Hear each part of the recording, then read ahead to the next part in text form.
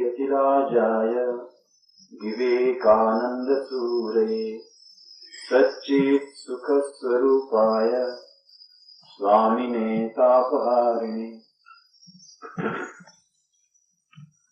आदरणीय श्री शाह जी, उपस्थित महानुभावों, गुजरात से पधारे अतिथिगण, विशेष रूप से पधारे अतिथिगण, मेरे ब्रह्मचारी भाइयों और मेरे प्यारे युवा मित्रों, मुझे बड़ी प्रसन्नता है कि आज तुम सब के बीच में मैं उपस्थित हुआ हूँ। जैसा कि शाह साहब ने कहा कि मुझे आने में कुछ विलंब हुआ, उसके लिए प्रथम तो मैं क्षमा प्रार्थी हूँ। और वो विलंब क्यों हुआ ये जानोगे तो जरा तुम्हें हंसी भी आएगी। बस तो रात को 9:15 बजे ठीक टाइम पर निकली थी, रात को 2 बजे तक ठीक टाइम पर चल रही थी। फिर किसी एक जगह पर सेल टैक्स ऑफिसर वालों ने बस को रोक दिया और एक आध दो सेठजियों को पकड़ा। बड़े बड़े बोरियां थी, उसमें क्या था मुझे पता नहीं।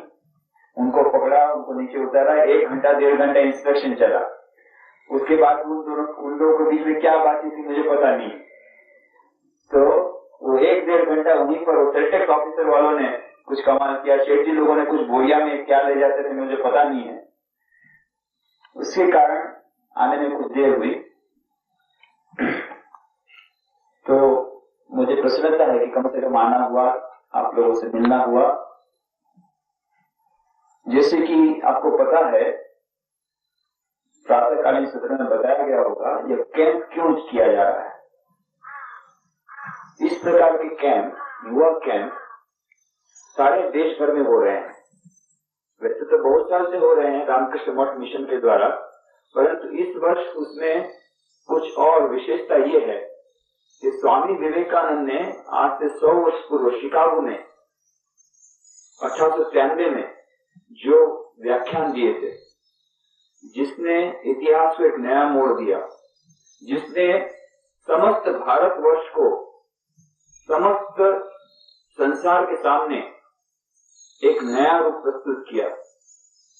जिस भारत को समझा जाता था यह गुलाम देश है, और गुलाम तो था ही उस समय, गुलाम देश, अंधविश्वासों का देश, असभ्य देश, संस्कृतिहीन देश, अत्यंत हीनता के साथ जिस देश की ओर देखा जाता था, समस्त संसार के लोग देखते थे। एक दिन में ऐसा कुछ हुआ, स्वामी विवेकानंद ने 11 सितंबर 1893 में शिकागो धर्म महासभा में जब कुछ चंद बातें कही देश के बारे में, हमारे धर्म के बारे में, तो समस्त विश्व में भारत का सर्वोच्च स्थान हो गया। ऐसा वह ऐतिहासिक वह प्रसंग था। उस प्रसंग को 100 वर्ष होने जा रहे हैं। अभी भी हम लोग उस प्रसंग की महत्ता को ठीक समझ नहीं पाए हैं। कितना बड़ा वह महत्वपूर्ण एक ऐतिहासिक क्षण था, कितना बड़ा वह ऐतिहासिक वह प्रसंग था कि आज हमें इसको याद करके फिर से देश को आगे बढ़ाना है। आज भी उसका महत्व हम पूरा समझ नहीं पाए, महत्व को समझना है। और शिकागो धर्म महासभा के कारण जो विभिन्न धर्मों के बीच में विसंवादिता स्थापित हो गई थी, उनके बीच में सुसंवादिता को प्राप्त कराने के लिए किस प्रकार से शिकागो धर्म महासभा ने भाग लिया, उसमें अपना योगदान दिया।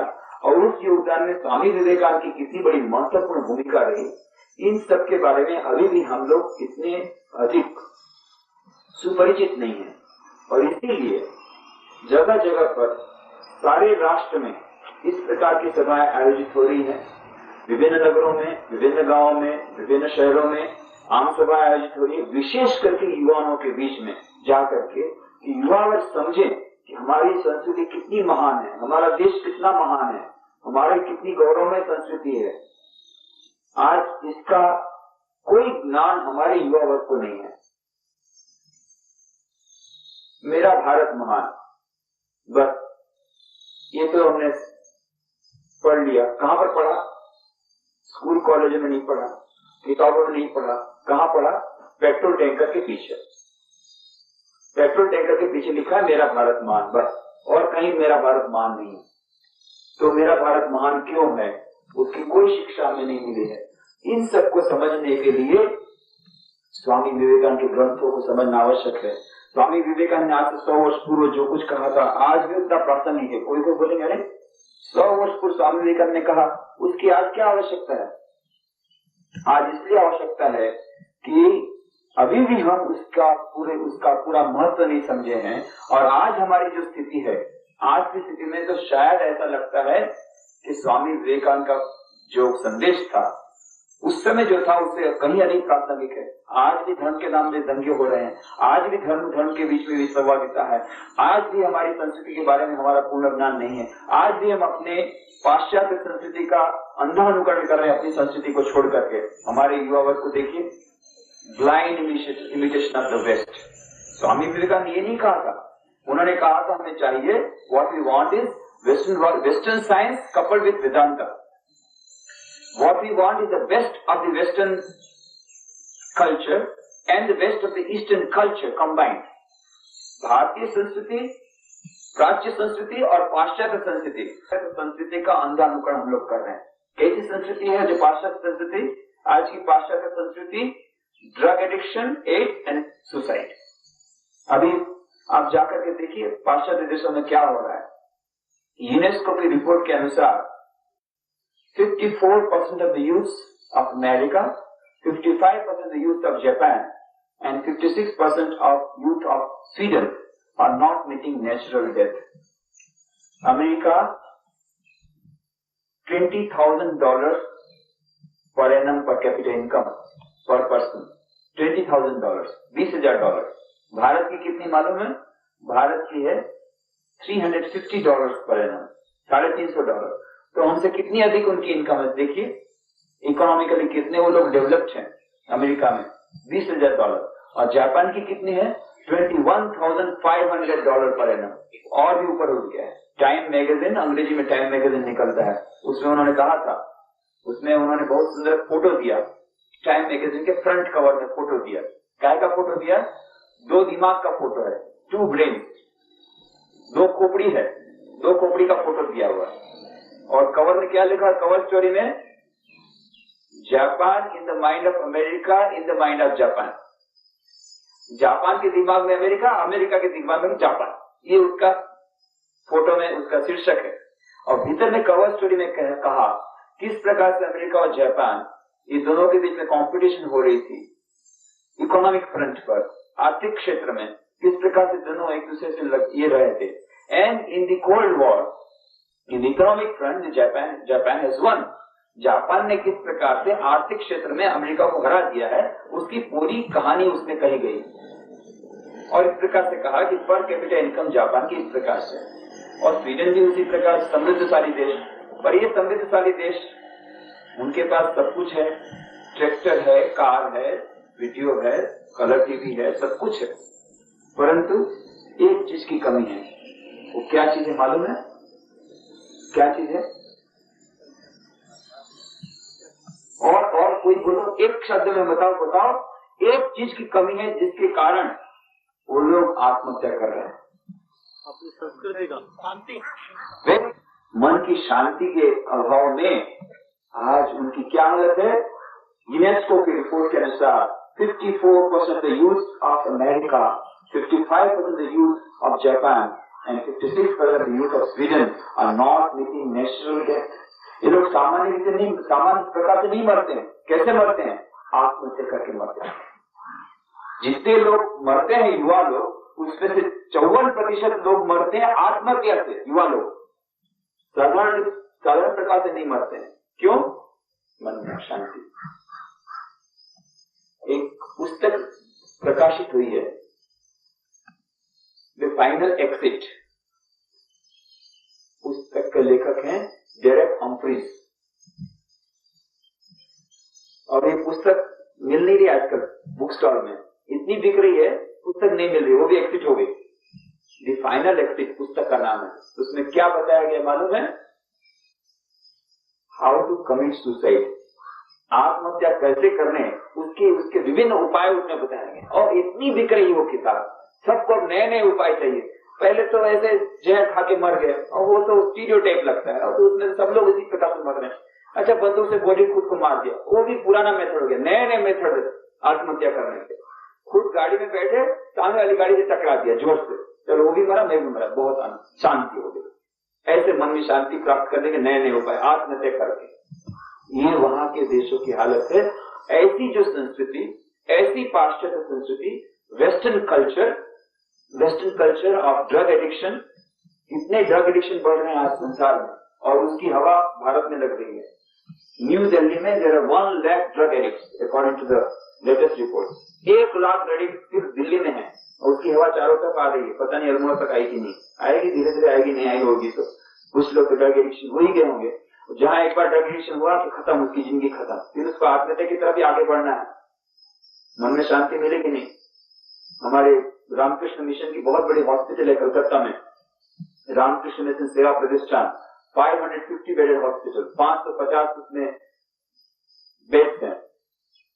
तो उसमें एक लड़के को एडमिट किया गया था, वो ड्रग एडिक्ट था।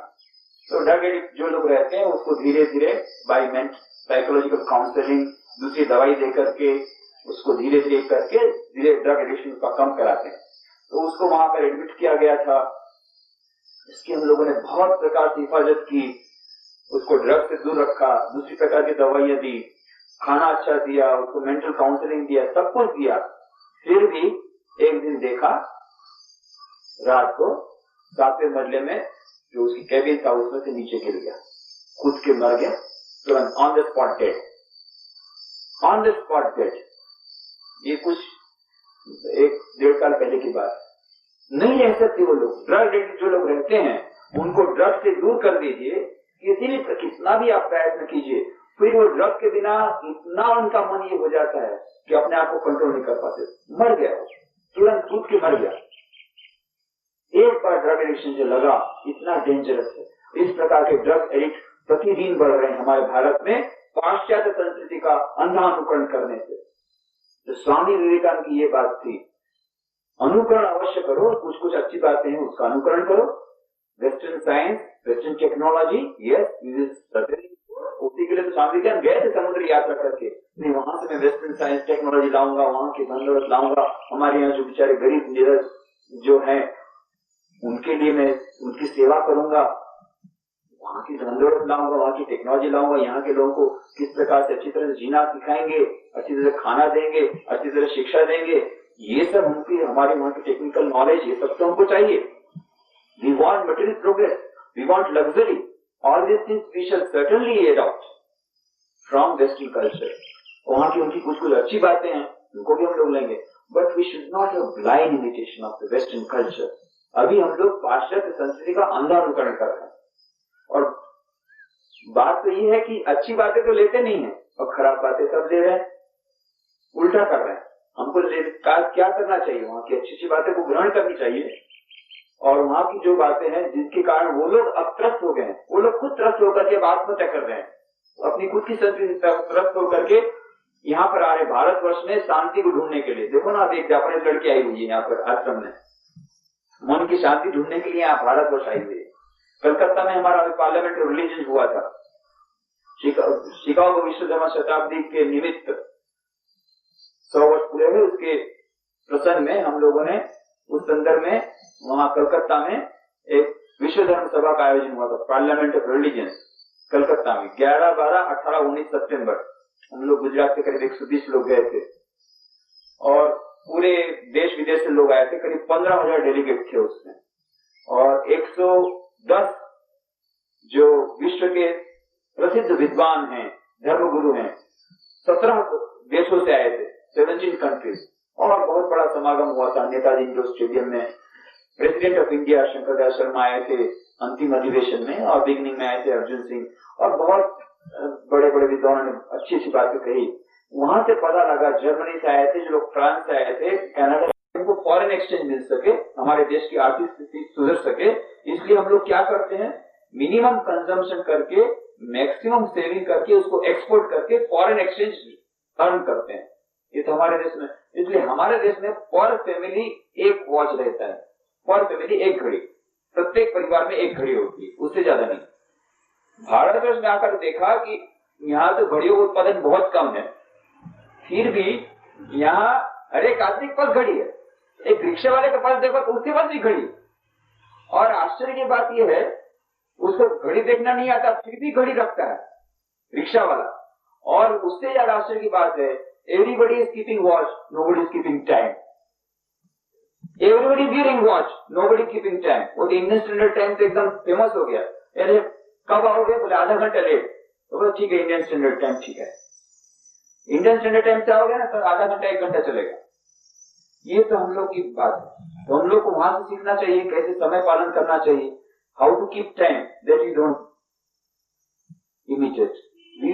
ब्लाइंड इमिटेशन जो वहां के लोग रिजेक्ट कर रहे हैं, जो कल्चर, जिस कल्चर को लोग रिजेक्ट कर रहे हैं उस कल्चर को हम लोग इंपोर्ट कर रहे हैं। जो वहां की अच्छी अच्छी बातें करनी चाहिए, उन लोगों में कितनी परिश्रम का कितना बड़ा बोध है, समय पालनता का कितना बड़ा बोध है, वो तो हम लोग लेते नहीं है। तो what Swami Vivekananda wanted was a diffusion of eastern and western culture, good points of eastern and western culture combined। ये हमारे देश को आगे बढ़ाएगा। पाश्चात्य संस्कृति, पाश्चात्य देशों से कुछ अच्छी बातें सीख करके वहां के वेस्टर्न साइंस, वेस्टर्न कल्चर और वहां की वेस्टर्न जो अच्छी अच्छी चीजें वो उनके पास से लेकर के, और हमारी भारतीय संस्कृति, भारतीय दर्शन, भारतीय अध्यात्म दर्शन इतना महान है कि उनको आगे ले जा सकता है। दोनों के मिश्रण से ये देश आगे बढ़ेगा, not the blind imitation of the west. तो जब तक हमको अपने देश के संस्कृति के बारे में, अपने अध्यात्म दर्शन के बारे में नहीं पता लगेगा, उसके बारे में हमको गौरव नहीं होगा, तब तक हम ये नहीं कर सकते। इसलिए आज के युवाओं के लिए आवश्यक है कि वो समझें हमारे देश का अतीत कैसा था, हमारे देश का भी वर्तमान क्या है, और हमारे देश का कैसा भविष्य हम चाहते हैं, कैसे हम भारत को चाहते हैं। स्वामी विवेकानंद का क्या स्वप्न था, उस स्वप्न को हम लोग कैसे पूरा कर सकेंगे। स्वामी विवेकानंद ने कितनी बड़ी बातें कही है। सबसे पहली बात तो स्वामी विवेकानंद ने कही कि मेरी आशा युवा पीढ़ी पर है, युवा लोगों में से ही मेरे कार्य को, मेरी योजनाओं को कार्यान्वित करने वाले कार्यकर पैदा होंगे। मेरी सारी आशा युवा पीढ़ी पर है। इसीलिए हम लोग युवा सम्मेलनों के लिए, युवा यूथ कैंप के लिए इतनी अधिक जो हम लोग बातें करते हैं, इतना परिश्रम करते हैं। क्यों? क्योंकि स्वामी विवेकानंद ने कहा था कि जो कुछ भी यदि कार्य करना होगा भारत के पुनर्निर्माण का, तो वो कार्य युवाओं द्वारा होगा। युवकों पर उनको बहुत बड़ी श्रद्धा थी, और स्वामी विवेकानंद तो स्वयं युवा थे, युवा रहे, और युवावस्था में उन्होंने अपना शरीर त्याग दिया। वो तो सब जानते हो तुम लोग। सिर्फ 39 वर्ष की उम्र में चिर युवा विवेकानंद ने अपना शरीर त्याग दिया। जिंदगी भर उन्होंने जो काम किया युवाओं के लिए किया। उन्होंने जो प्रवचन उनके सुनने वाले वो भी सब युवा, जितने लेटर्स उन्होंने लिखे, पत्र लिखे, वो भी युवा, जिनके साथ उनके संभाषण हुए, वार्तालाप हुए, फिर वो शरद चक्रवर्ती हो चाहे दूसरा कोई, वो भी युवा। पत्र लिखे तो उनके जो युवा गुरु भाई थे, स्वामी अखंडानंद, स्वामी रामकृष्णानंद, ये भी युवा थे उस समय, और दूसरे उनके शिष्य थे आला सिंगा पेरुमल, ये सब भी युवा। तो युवाओं के साथ ही उनका नाता रहा, और उनकी पुस्तकों को पढ़िए। स्वामी विवेकानंद के जितने उनके व्याख्यान, उनके पत्र, उनकी कविताएं, उनके संभाषण, ये सब विवेकानंद साहित्य 10 भाग में उपलब्ध है। अंग्रेजी में complete works of Swami Vivekananda 8 भाग में, और उसका अनुवाद हुआ है विवेकानंद साहित्य 10 भाग में। ये 10 भाग का यदि कोई अध्ययन करे उसको पता लगेगा कि उससे अधिक से अधिक बातें युवाओं को संबोधित करके कही गई है। और इसीलिए स्वामी विवेकानंद का विशेष करके संदेश युवाओं से था। युवाओं से उनको विशेष आशा थी। युवाओं पर ही उन्होंने कहा था कि हे युवाओं, मैं तुमको, यह मेरा जो कार्य है थाती के तौर पर तुमको सौंपता हूं। कौन सा कार्य? भारत माता का पुनर्जागरण, विश्व को में शांति लाना है, समस्त विश्व में धर्म और धर्म के बीच में संवादिता लाना है। तो वो संभव होगा केवल एकमात्र भारत माता के पुनर्निर्माण, क्योंकि भारत के पास वो धरोहर है, भारत के पास वो संस्कृति है, भारत के पास वो अध्यात्म दर्शन है, भारत के पास वो महान वेदांत का संदेश है जो विश्व धर्म बनने योग्य है, और जो सभी धर्मों को जोड़ने वाला बन सकता है, तोड़ने वाला नहीं। वो एकमात्र धर्म है भारत का। उन्होंने जिस हिंदू धर्म की बात कही वहां शिकागो धर्म महासभा में, वह संकीर्णता वाला हिंदू धर्म नहीं था कि मैं हिंदू हूं, तुम ये हो, नहीं। उनका हिंदू धर्म था समस्त धर्मों को अपनी बाहों में जकड़ने वाला। इस हिंदू धर्म की बात कही थी स्वामी विवेकानंद ने, और इसलिए कहा था केवल मात्र वेदांती इस प्रकार से जोड़ने वाला तत्व बन सकता है। यह अध्यात्म और यह दर्शन, यदि भारत जगेगा तब तो सारा विश्व बचेगा।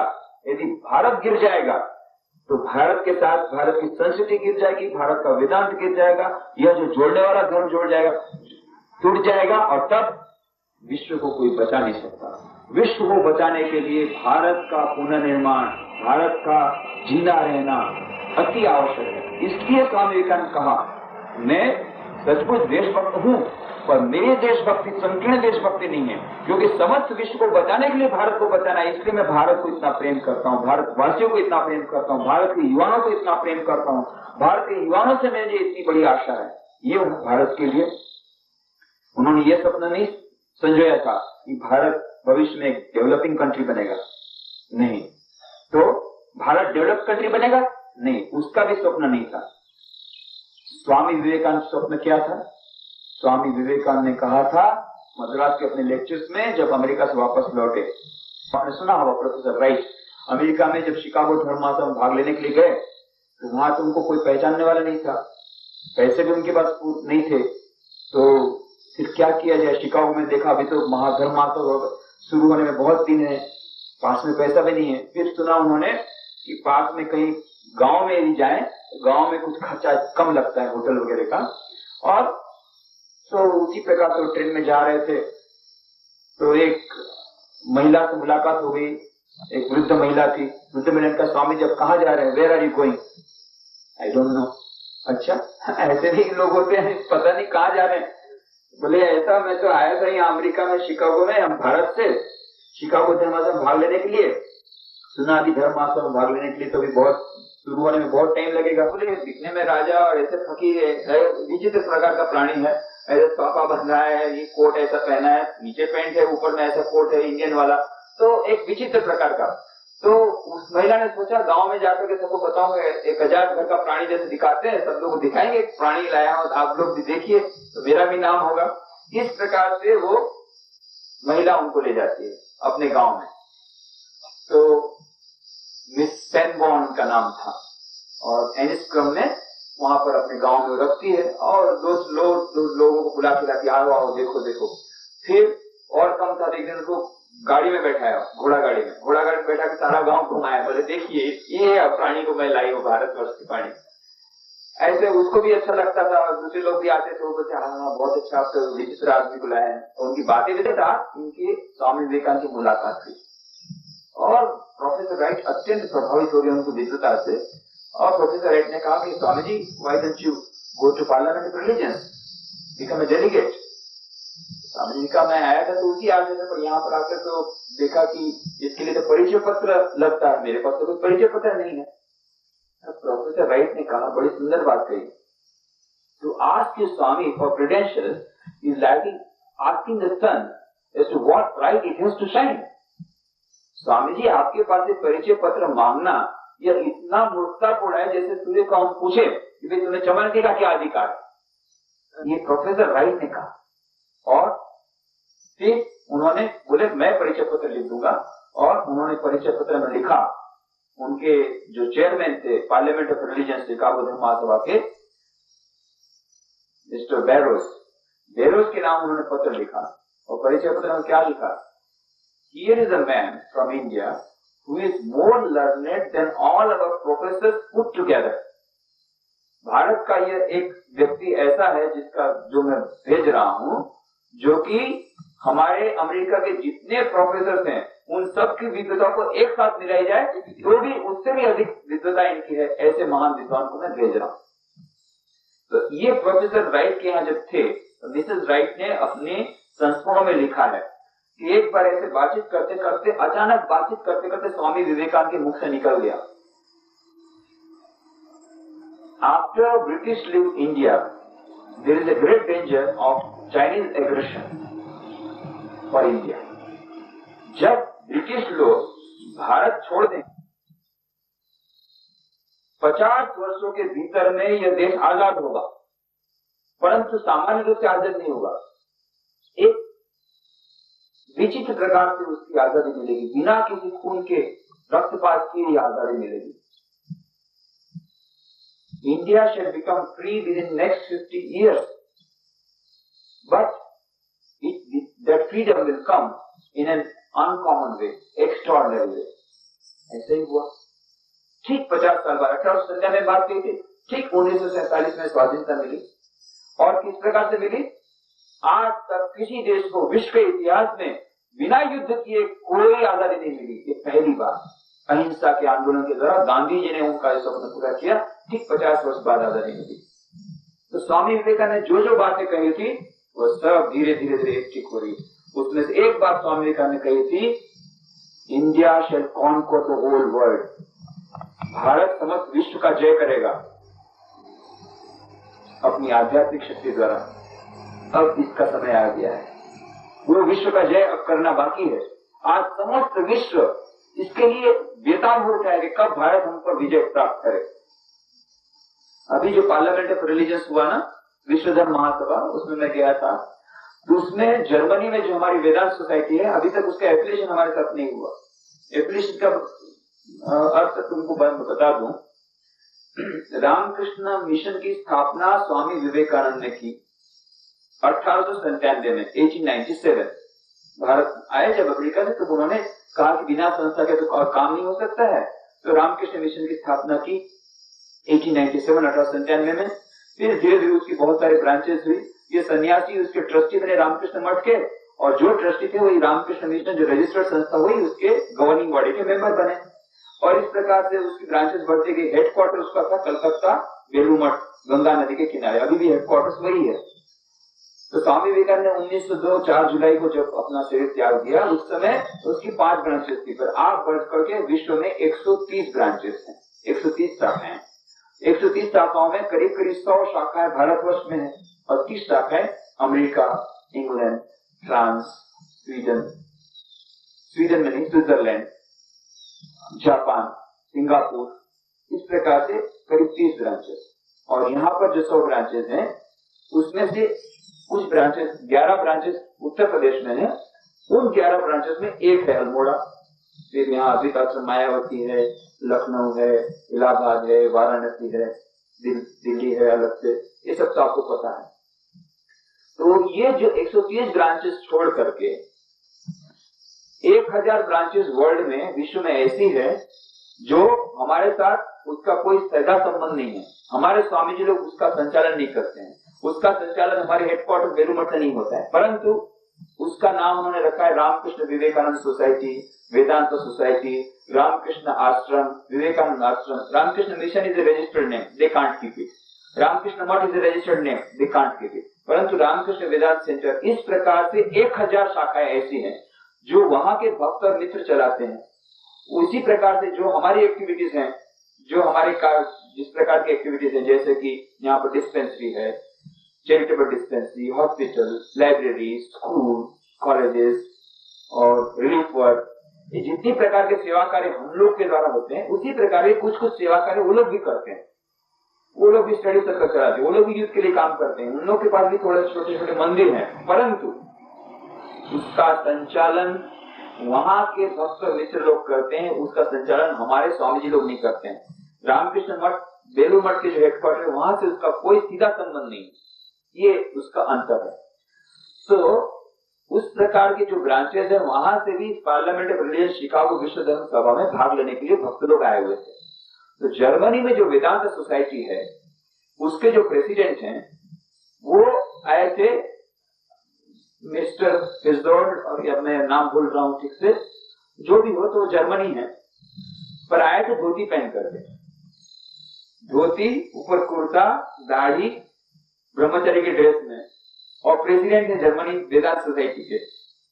बड़ा आश्चर्य लगा हमको। और फिर उसने जो बातें कही, बहुत सुंदर बातें। इससे तो बहुत लोगों ने काफी अच्छी अच्छी बातें कही, परंतु वो बात इसलिए अच्छी लगी कि उन्होंने कहा कि देखिए, हम लोग अभी बैठे कहां पर, नेताजी इंडोर स्टेडियम में, कलकत्ता में। नेताजी इंडोर स्टेडियम में एयर कंडीशन, 15,000 डेलीगेट एक साथ बैठ सकते हैं, बहुत बड़ा स्टेडियम है। तो बोले आज हम लोग बात कर रहे हैं नेताजी इंडोर स्टेडियम में, और इसलिए मेरे को बहुत आनंद हो रहा है क्योंकि नेताजी सुभाष चंद्र बोस के साथ हमारा जर्मनी का बहुत संबंध रहा है। नेताजी सुभाष चंद्र बोस भारत की स्वाधीनता प्राप्त करने के लिए जर्मनी हमारे देश आए थे, सहायता प्राप्त करने के लिए, राजनीतिक सहायता प्राप्त करने के लिए, पॉलिटिकल असिस्टेंस के लिए, आपकी स्वाधीनता प्राप्त करने के लिए, भारत की स्वाधीनता प्राप्त करने के लिए नेताजी सुभाष चंद्र बोस हमारे जर्मनी में आए थे। आज हम जर्मनी से आए हैं हमारी आत्मा की स्वाधीनता प्राप्त करने के लिए भारत के पास, इसी नेताजी स्टेडियम में। ये बात उन्होंने कही, सबको बहुत अच्छी लगी। आज समस्त विश्व में, सभी देशों में वेदांत के लिए ये लोग भूखे हैं, भारत के पास से हमको नॉलेज मिलेगा। यही समय है जब भारत समस्त विश्व को जय कर सकता है। The whole world is waiting to be conquered, waiting to be conquered. तुमने अभी सुना होगा, स्वामी जीतात्मानंद जी हमारे अध्यक्ष हैं, उन्होंने पुस्तक लिखी Indian ethics for modern management. Management की जो बड़े बड़े गुरु हैं, पीटर ड्रकर वगैरह, सब ये सब मैनेजमेंट थोड़ी फेल हो रही है। इंडियन इथिक्स किस प्रकार से काम कर रही है। हमारे यहाँ भारतवर्ष में भी कई इंडस्ट्री में हमको जाना पड़ता है, कई बड़े बड़े ऑफिस में हमको जाना पड़ता है। मैनेजमेंट के executive, top management expert, top management executive, ये सब आज बेताब हो रहे हैं Indian ethics, Indian culture, Indian values, इसके द्वारा ही हम अपने मैनेजमेंट में आगे बढ़ सकेंगे। और modern science, latest discoveries of modern science are coming to Vedanta. Vedanta ने आज से हजारों साल पहले जो बात कही, यूनिटी ऑफ एग्जिस्टेंस, कि समस्त विश्व एक है, सर्वम खल्विदम ब्रह्म, प्रत्येक जगह एक ही ब्रह्म व्याप्त है। एक घास के तिनके में वही ब्रह्म है, घास के तिनके से लेकर के ब्रह्मा तक वही एक ब्रह्म है। यूनिटी ऑफ एग्जिस्टेंस की जो बात वेदांत ने कही थी, आज मॉडर्न साइंस बोल रहा है, उसको स्वीकार किया। It's many experimentally verified and proved. Heisenberg ने जो कहा था 1930 में, उसको बाद में डेविड बोम ने उसको एक्सपेरिमेंट के द्वारा बेल्स थ्योरम को प्रूव कर दिया। और 10 साल पहले 3 नोबेल फिजिसिस्ट ने लेबोरेटरी में करके बता दिया, हाँ, विश्व का एक अणु दूसरे अणु के similar particles, they are interconnected, they are not separate. ये प्रूव कर दिया। तो मॉडर्न साइंस की जो लेटेस्ट डिस्कवरीज, वेदांत में ऐसी बातें जो अभी मॉडर्न साइंस के पास पहुंच नहीं पाया, पहुंचने की कोशिश कर रहा है। Modern science, modern management, everybody is going for Indian ethics. इतने बड़े बड़े वैल्यूज, इतनी बड़ी बड़ी बातें हमारे भारतीय संस्कृति, भारतीय दर्शन में है। हमारे ऋषि मुनियों द्वारा जो खोज प्राप्त की थी, जो खोजें उन्होंने की थी, डिस्कवरीज की थी, आज उसका प्रूफ धीरे धीरे वो लोग कर रहे हैं। और आज समस्त विश्व, the whole world is waiting to be conquered by Indian ethos, by Indian culture, by Indian civilization, by Indian values. भारतीय दर्शन और अध्यात्म हमारे पर हावी हो जाए, ऐसी बात नहीं तो हम लोग को मन में शांति नहीं मिलेगी। मन की शांति मिलेगी केवल हमारे मैनेजमेंट भी ठीक होगा, तो ही मन की, उसके लिए भी हमको इंडियन वैल्यूज देना पड़ेगा। जो मैंने अभी बात बताई ना, जापान ने अमेरिका को तो हरा दिया, इकोनॉमिक फ्रंट में हरा दिया, सबसे ज्यादा उनकी पर कैपिटा इनकम हो गई। उस जापान की आज क्या दशा है मालूम है? वहां के जो सोनी कंपनी के जो चेयरमैन है मिस्टर मोरिटा, उन्होंने आर्टिकल लिखा कि जापान की बहुत बुरी दशा है, अब हमको, उसका नाम उन्होंने दिया कोरिशा। और इतना ही नहीं, जापान मेंटल हेल्थ डिपार्टमेंट ने जो सर्वे किया, बहुत ही एक विस्मयकारी उन्होंने समाचार दिया। 44% of the executives of the workers over the age of 40 are suffering from mental diseases. 44% वहां के जो इंडस्ट्रीज में, बिजनेस में काम कर रहे लोग हैं, वो लोग 40 साल की उम्र के ऊपर वाले, वो लोग सब मानसिक रूप से रोगी बन गए। उनको बचाने का उपाय अब लोग खोज रहे हैं। तो अब ये लोग समझ ले कि हम लोग सिर्फ कंपटीशन पर जाएंगे, सिर्फ मटेरियलिस्टिक सिविलाइजेशन के पीछे जाएंगे, तो ठीक है, पर कैपिटा इनकम तो बढ़ जाएगा, मानसिक शांति नहीं मिलेगी, मानसिक रोगी बन जाएंगे, आत्महत्या करना पड़ेगा। तो हमको कुछ ऐसी फिलॉसफी चाहिए जिससे हमको मटेरियल तो ग्रोथ हो, साथ साथ में स्पिरिचुअल ग्रोथ हो, मन की भी शांति मिले, तन की भी शांति मिले। तो इसलिए उन्होंने अब जापान में एक नया उन्होंने निकाला, जो अब जापान कर रहा है। ये सब के लिए अब ये लोग आ रहे हैं इंडियन कल्चर, इंडियन इथोस के साथ। ये सब बातें तुमको ये किताबें मिलेगी, Indian ethos for modern management, उसमें भी कुछ किताबें हैं, और जितनी दूसरी किताबें हैं, होलिस्टिक साइंस इन वेदांता, उसमें पता पड़ेगा कैसे वेदांत की सब बातें ये मॉडर्न साइंस भी होलिस्टिक साइंस में मान रहा है। तो जो वेदांत ने बात की थी, होलिस्टिक यूनिवर्स, समस्त विश्व एक है, वो बात अब विज्ञान कर रहा है। इस प्रकार से समस्त विश्व आज भारतीय अध्यात्म, भारतीय वैल्यूज, इसको प्राप्त करने की कोशिश कर रहा है, और वो चाहता है कि हमारे पर हावी हो जाए, हम उससे विजित हो जाए। This is the golden chance. अभी हमारे युवा वर्ग को यह एक बड़ा सुनहरा मौका है कि समस्त विश्व पर हम विजय प्राप्त करें। स्वामी विवेकानंद जो स्वप्न संजोया था, India shall conquer the whole world, इस स्वप्न को हम पूरा करें। स्वप्न को पूरा कैसे करेंगे? अभी जब तक हम स्वयं अपनी संस्कृति को न समझ लें, हम स्वयं उस संस्कृति को अपने जीवन में न ढालें, हम दूसरों को कैसे विजय प्राप्त करेंगे? अभी तो हम लोग खुद पाश्चात्य संस्कृति के पीछे अंधानुकरण करते हुए मर रहे हैं। तो पहले तो हमको अपनी संस्कृति को समझना पड़ेगा, अपनी गरिमा को समझना पड़ेगा, हमारा आध्यात्मिक संपदा, आध्यात्मिक ज्ञान। तो ये दोनों बातें आवश्यक है। हम लोगों ने क्या किया? हम लोगों ने बस निश्रेय जीवन का उद्देश्य मोक्ष प्राप्ति, बस सब कुछ छोड़ छाड़ के गुफा में चले जाओ, जंगल में चले जाओ। ये स्वामी का ये हमारी भारतीय संस्कृति नहीं है। भारतीय दर्शन क्या कहता है? धर्म, अर्थ, काम, मोक्ष, चार पुरुषार्थ की बात कही है, केवल मोक्ष की बात नहीं कही। जैन धर्म, बौद्ध धर्म ने मोक्ष के ऊपर ज्यादा ध्यान दिया और सभी लोगों को सन्यासी बनाना शुरू किया, तब से ये भारत का पतन शुरू हुआ। इसलिए स्वामी विवेकानंद कहते हैं, हाँ, जिसको सन्यासी बनना हो तो बनेंगे, जरूर बनेंगे, क्योंकि सन्यासी हो उसी प्रकार से गृहस्थों की अत्यंत आवश्यकता है। कमाएगा कौन? गृहस्थ। सन्यासी को खिलाएगा कौन? तो धर्म, अर्थ, काम, मोक्ष, चारों पुरुषार्थ की जीवन में आवश्यकता है, केवल मोक्ष नहीं। मोक्ष हमें चाहिए। उठो जागो, लक्ष्य की प्राप्ति तक रुको मत, ये याद रखना। उत्तिष्ठ जागृत प्राप्ति वरा निबोधता, जो कठोपनिषद का श्लोक है, उसका स्वामी विवेकानंद ने थोड़ा सा अलग रूप से उन्होंने ट्रांसलेशन किया। वहां तो कहा उठो जागो और विद्वानों के पास जाकर के ज्ञान प्राप्त करो। स्वामी विवेकानंद ने फिर ट्रांसलेशन किया, arise awake and stop not till the goal is reached. उठो जागो और जब तक लक्ष्य की प्राप्ति न हो तब तक रुकना मत। ये स्वामी विवेकानंद ने संदेश दिया। जब अमेरिका से भारत आए, स्वामी विवेकानंद ने संदेश दिया। इस संदेश को सुनकर के युवान लोग जागृत हो गए। कैसे कैसे युवान? मोहनदास महात्मा गांधी बन गए, सुभाष चंद्र बोस नेताजी बन गए, डॉक्टर राधाकृष्णन, जवाहरलाल नेहरू, कितने सारे लोग फांसी के कंधे पर चढ़ गए। कितने लोगों ने अपना जीवन, समस्त जीवन देश के लिए न्यौछावर कर दिया। शायद ही कोई ऐसा देशभक्त होगा। जवाहरलाल नेहरू लिखते हैं डिस्कवर ऑफ इंडिया में, was not inspired by Swami Vivekananda. Gandhi ji जब आए थे वहां पर, हमारे जो हेडक्वार्टर बेलूर मठ, गंगा के किनारे कोलकाता के पास, 1921 में आए थे, 30 जनवरी 1921। स्वामी विवेकानंद की उस दिन जन्म तिथि थी। तो गांधी जी उस दिन पधारे थे। तो वहां बेलूर मठ में जिस कमरे में स्वामी विवेकानंद रहते थे, वो कमरा अभी भी उसी प्रकार से रखा हुआ है। आप जाइए तभी भी ऐसा लगे मान लो स्वामी विवेकानंद बैठे हुए हैं। उनकी कुर्सी, उनका टेबल, जिस पगड़ी को पहनते थे वो पगड़ी, वो सब, उनका डंडा, वो जो तबला बजा। जब स्वामी विवेकानंद अमेरिका से वापस लौटे तो कुछ मद्रास के कुछ युवक राक्षस हैं लोग, ये कैसे रहते हैं?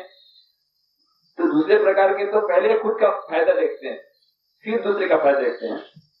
ये तीसरे वाले ऐसे रहते हैं कि खुद को वही मिलेगा। उसके हाथ में शंख दे दिया है तो बहुत खुश हो गया, खुश होकर के शंख को जाने लग गया। फिर समुद्र तट पर ठहरो, सुन लो, तुम जो मांगोगे तुमको वही मिलेगा और तुम्हारे पड़ोसी को उससे दुगना मिलेगा। जहां उसने सुना बेहोश हो गया। अरे मैंने इतना सेवा के साधु बाबा का ये किया और शंख मिला मेरे को, मैं जो मांगूंगा मेरे को मिलेगा। वो सारा पड़ोसी कुछ नहीं करता, मेरे से हमेशा जलन करता है, उसको दुगना मिलेगा। ये मैं से कैसे सहन होगा? आकर घर में आकर शंख फेंक दिया। क्या हुआ पति का? कहाँ गए थे? बोले ऐसे तो गया था, ये शंख मिला। तो बहुत अच्छा है। अरे आगे तो सुन, हमको जो मांगेंगे वो मिलेगा, वो पड़ोसी को साले को दुगना मिलेगा। ये मैं कैसे सहन कर सकता हूँ, बस स्वयं फेंक दिया, ऐसे कैसे गरीब रह गया। एक दिन पतिदेव से बाहर गए थे, तब पत्नी ने नहीं रहा दिया, खाने को कुछ नहीं है, कपड़ा नहीं है, मकान झोपड़ी बिल्कुल टूट रही है। फिर उससे नहीं रहा गया, शम देवता की पूजा शुरू किया। शम देवता प्रकट हुए, बोले क्या चाहिए, मुझे अच्छे से कपड़ा दीजिए, खाने को कुछ दीजिए, मकान अच्छा बना दीजिए। तथा शाम को पति देवता है, अरे देखा कहाँ आ गया, 2 झोपड़ी थी, 2 में से कोई नहीं दिख रही है और 3 मल्टी स्टोरी बिल्डिंग दिख रही है, क्या बात हो गई। फिर बाद में देखा कि 3rd मल्टी स्टोरी बिल्डिंग से, तीसरे मकान से ऊपर के मरले से कोई सुंदर चीज उसको बुला रही, कौन बुला रही है। फिर बाद में देखा उसकी खुद की पत्नी है, सुंदर कपड़े पहने हैं तो पहचान में नहीं आते। आइए आइए आइए, बहुत आप प्रसन्न हो गए, आइए आइए, आप ही के कारण हुआ, देखिए आपके शांति से कितने सारे मेरे सुंदर सुंदर कपड़े हो गए, देखिए कितना सुंदर मकान बन गया, कितना सुंदर खाना है, आइए खा लीजिए। ऐसे ही खड़े हैं, आपको आनंद नहीं है, इतना सुंदर कपड़ा मिल गया, इतना सुंदर मकान बन गया, आपको कोई आनंद नहीं है। अरे पगली आगे तो देख, तेरा तो 1 मकान बना, उसके 2 मकान बन गए हैं, इसमें मेरे को कैसे खाना अच्छा लगेगा, मेरा खाना सब सूख गया, मेरी सब शांति खत्म हो गई। अरे रे, उसके 2 मकान बन गए, उसने कुछ नहीं किया, उसके 2 मकान बन गए। ये मेरे से कैसे सहन होगा, मेरे से सहन नहीं होगा, ये दुख मेरे से बिल्कुल नहीं सहन हो रहा है। सारी रात उसको नींद नहीं आई, कुछ नहीं खाया, सारी रात बेचैन रहा। अरे उसके 2 मकान बन गए, रात भर यही सोच रहा है। फिर सुबह में फिर शम देवता की पूजा किया, शम देवता प्रकट हो गए। शम देवता जी आप प्रसन्न हो, बस इतनी कृपा कीजिए, मेरे मकान के सामने कुआं बन जाए। उसके मकान में 2 कुआं बन गए। हे शम देवता, मेरी एक आंख फूट जाए, उसकी 2 आंखें फूटी, अंधा हो गया, कुएं में गिर के मर गया। अब उसको मजा आया, बहुत आनंद हुआ। अब मेरे को आनंद, मेरी एक आंख फूटी, वो तो मर गया ना, बहुत आनंद। खुद का नुकसान करके भी दूसरे का नुकसान करे, उतना आनंद है उस इंसान। ये 5 प्रकार के। तो अभी हमारे समाज में ये 3रे, 4थे, 5वें ये टाइप के ज्यादा मिलते हैं। इसलिए स्वामी विवेकानंद ने कहा मैन मेकिंग एजुकेशन, मनुष्य निर्माणकारी शिक्षा में चाहिए। अभी राक्षस निर्माणकारी शिक्षा दी जा रही है सब जगह पर। मनुष्य बनो, पहले मनुष्य बनो, दूसरों के लिए फील करना सीखो, निस्वार्थता, यही धर्म की कसौटी है। कौन कितने बार गिरजाघर में गया, मंदिर में गया, मस्जिद में गया, कौन किसने कितना बड़ा तिलक किया, किसने कितना व्रत किया, किसने कितना उपवास किया, ये महत्व का नहीं है। महत्व का ये है कि तुम्हारे हृदय में दूसरों के प्रति प्रेम है, दूसरों के लिए तुम्हारी सेवा की कुछ भावना होती है, निस्वार्थता आई है थोड़ी सी भी, दूसरों के लिए सोचते हो। 50,000 लोग वहां धरती कम में मर गए, क्या कुछ दुख लगा? तो ठीक है, तुम मनुष्य हो, नहीं तुम्हारे पशु में क्या अंतर है? पशु भी किसी के लिए नहीं सोचता, अपने केवल परिवार, अपने खुद के बच्चे के लिए सोचता है, वही जब तक बड़ा नहीं होता तब तक। पक्षी भी अपने बच्चे के लिए तब तक सोचता है जब तक वो बड़ा नहीं होता, बस उसके बाद खत्म। और दूसरे के लिए तो कोई सोचता ही नहीं। तो मनुष्य पशु में क्या अंतर है? जो दूसरों के लिए जीता है वही सचमुच में जीता है। महाराजा मैसूर स्वामी विवेकानंद के शिष्य थे, उनको स्वामी विवेकानंद ने एक पत्र लिखा था, बहुत ही सुंदर वाक्य, बहुत याद करने लायक। Maharaja, this life is short, the vanities of this world are transient, in this short life they alone live, who live for others, the rest are more dead than alive. राजा, ये जीवन क्षणभंगुर है, इस क्षणभंगुर जीवन में जो दूसरों के लिए जीता है वही सचमुच में जीता है, और नहीं बाकी सब मुर्दे के बराबर है। आज हमारे समाज में सब मुर्दे हैं, कोई जिंदा आदमी बहुत कम मिलेंगे जो दूसरों के लिए जीते हैं, अपने लिए जीने वाले। मेरा मकान, मेरा पुत्र ठीक हो, मैं ठीक हूँ, मेरा पति, मेरा भाई, मेरा परिवार, बस मेरा मकान बने, दूसरी दुनिया जाए भाड़ में, मेरे उससे कोई मतलब, देश जाए भाड़ में, समाज जाए भाड़ में। परंतु ये याद रखना है कि समाज भाड़ में जाएगा, देश भाड़ में जाएगा, तुम्हारा परिवार भाड़ में कल अवश्य जाएगा, कोई उसे रोक नहीं सकता है। ये छोटा सा कॉमन सेंस भी तुमको बता देगा कि बाकी सब भाड़ में जाएंगे, तुम अपने अकेले के आनंद नहीं रह सकते हो।